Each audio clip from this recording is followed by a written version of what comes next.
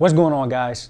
In this video, I'm going to show you how you can get the government to make your first several payments towards student loan forgiveness. My name is Shane Phillips, CEO of Right Way Capital Solutions, and I help people every day achieve their financial goals through credit repair and credit education. One thing that is very common for my clients and a lot of other people is that they have student loan debt. Now, something that was passed when the pandemic first started last year with the previous administration was they enacted the CARES Act. Now, the CARES Act covered a multitude of different things, but one thing in particular, it addressed student loan debt and it suspended all payments towards your student loans. Now, with that payment suspension, it also put everyone into administrative forbearance and set the interest rate to zero so that you're no longer accruing interest while it's in this administrative forbearance. That's great news. Normally, if someone is to defer their loans or to put their loans into general forbearance, it will continue to accrue interest, and if you don't pay that interest off at the end of the year, they would actually add that to the principal, making your student loan debt even bigger. So the CARES Act was a really good thing. Now, something that hasn't actually been as heavily publicized is that if you've enrolled into a specific repayment program, the government will actually make payments for you towards qualifying towards student loan forgiveness. Now, that program in particular is going to be your income-driven repayment plan, or an IDR. So with an IDR, what they do is they're going to calculate your payments based off of your family size and your income, therefore making it always affordable for your lifestyle. So normally, when you get out of school, they give you a standard repayment plan that essentially breaks out the amount of your loans by 120 payments. Now, with the income-driven repayment plan, it doesn't matter how big your loans are, how much student loan debt you actually have. Your repayment is going to be based off of what your income is, your family size and your income. And after 240 qualifying payments, they'll actually forgive the remaining balance.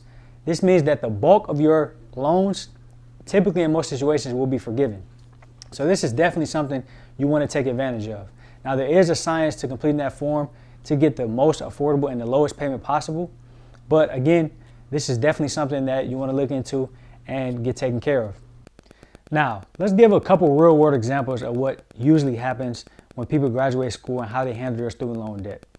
Now, the first example is someone graduates school or they're finished with school, they get a 6-month grace period, and after that 6 months, they're going to get a message, whether through email or through the mail, from their loan servicer, introducing themselves, letting them know that they're going to be handling their loans and giving them the repayment terms for their loans. Now, this person is probably going to call in and say, hey, I can't afford this right now, and I need to put my loans to deferment. So when you do that, you then have asked for general forbearance, and you no longer have to make any payments towards your student loans. Your payments are going to be paused. However, the interest is still going to accrue. If you don't pay the interest off at the end of the year, they're going to take that interest and put it and add it to the balance, which is going to increase your student loan debt. Now, you can only hold off your loans into deferment or general forbearance for 36 months. After 36 months, they're going to expect you to begin paying on your loans and enter into a repayment plan, most likely the standard repayment plan. Now, person number 2, this is another real world example of when someone finishes with school. So they finish school, 6-month grace period, they get that letter in the mail from their loan servicer, letting them know that, again, introducing themselves. Now, this person ignores that letter. So a month goes by, another letter comes, they ignore it. And then eventually 6 months has gone by and you have not responded to the servicer, either getting into a repayment plan or deferment. They are then going to pass that loan on to a collection agency that's been contracted by the United States Department of Education. At that point, that collection agency is going to not only add their own collection fees on top of your student loan balance, it's also going to affect your credit with missed and late payments and showing as a collection or charge off onto your credit report.